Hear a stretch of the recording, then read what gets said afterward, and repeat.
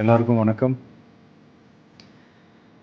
இந்திய அரசியல் சாசனம் நம்ம தமிழ்நாட்டில் இருக்கிற எல்லாருக்குமே கொடுத்துருக்கிற உரிமையில் ரொம்ப ரொம்ப முக்கியமானது ஓட்டிங் ரைட், வாக்குரிமை. ஒரு மனுஷன் உயிரோடு இருக்கான்றதுக்கு அடையாளமாக இருக்கிறதுல அவனோட ஓட்டுரிமை ரொம்ப முக்கியம்.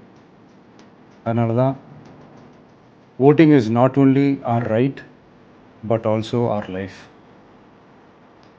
ஒரு முக்கியமான விஷயத்தை பற்றி இப்போ நான் உங்ககிட்ட ஷேர் பண்ண போகிறேன்.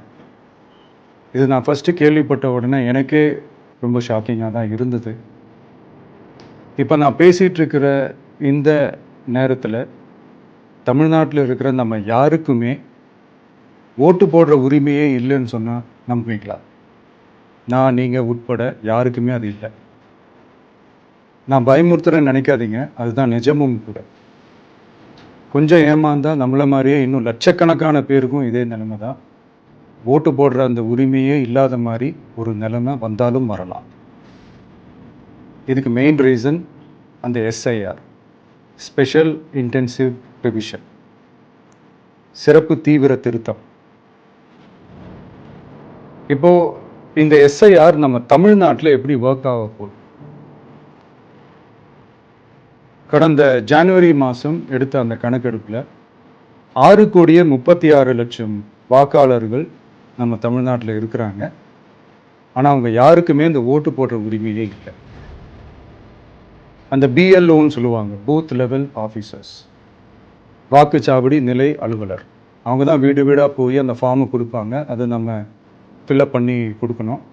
அதை தேர்தல் ஆணையம் அதை எடுத்துகிட்டு போய் அதை ஸ்க்ரூட்டினைஸ் பண்ணி அது எல்லாமே கரெக்டாக இருக்கான்னு செக் பண்ணி பார்த்ததுக்கப்புறம் அந்த வாக்காளர் பட்டியலை வெளியிடுவாங்க.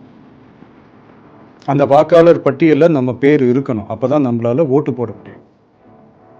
அந்த புது பட்டியல் வர்ற வரைக்கும் நம்ம வாக்காளர்களான்றது அது உறுதியே செய்ய முடியாது. இன்கேஸ் அந்த புது பட்டியலில் நம்ம பேர் இல்லைன்னா அது ஒரு தனி ப்ராசஸ், அது ஒரு தனி ஃபார்ம், அது ஒரு தனி கிளைம்ன்ற மாதிரி அது ஒரு வேறு வேலை. ஸோ இந்த மாதிரி நிறையா சிரமங்கள் குழப்பங்கள் இருக்கிறதுனால மக்களுக்கு இது மேலே ஒரு கன்ஃபியூஷன் ஒன்று இருக்குது. இது என்ன வெரிஃபிகேஷனா இல்லை ஒரு மறைமுக ரீரெஜிஸ்ட்ரேஷனா இல்லை இது ஒரு நியூ ரெஜிஸ்ட்ரேஷன் மாதிரியே தானா அப்படின்ற மாதிரி நிறைய கன்ஃபியூஷன் இருக்குது. அவங்க செய்ய வேண்டியதெல்லாம் ஒன்று தான். இந்த மாதிரி வீடு வீடாக போய் அந்த என்யூமரேஷன் ஃபார்ம் நம்ம ஃபில்அப் பண்ணி கொடுக்கும்போது அதுக்கான அக்னாலேஜ்மெண்ட்டை அந்த பிஎல்ஓ அந்த ஆஃபீஸர்கிட்ட இருந்து நீங்கள் வாங்கிக்கணும். அது ரொம்ப ரொம்ப முக்கியம். இது நான் சொல்கிறது வாக்காளர் பட்டியலில் ஆல்ரெடி உங்கள் பேர் இருக்கிறவங்களுக்கு நான் சொல்கிறேன். இப்போ புது வாக்காளர்கள், ஃபஸ்ட் டைம் ஓட்டர்ஸ், அவங்களுக்கு ஃபார்ம் 6ன்னு ஒன்று இருக்குது. அதை நீங்கள் ஃபில்அப் பண்ணி நீங்கள் உங்கள் ஏரியாவில் இருக்கிற சம்மந்தப்பட்ட உங்கள் அலுவலகத்தில் நீங்கள் டைரெக்டாகவும் சப்மிட் பண்ணலாம், இல்லை நீங்கள் ஆன்லைன்லேயும் சப்மிட்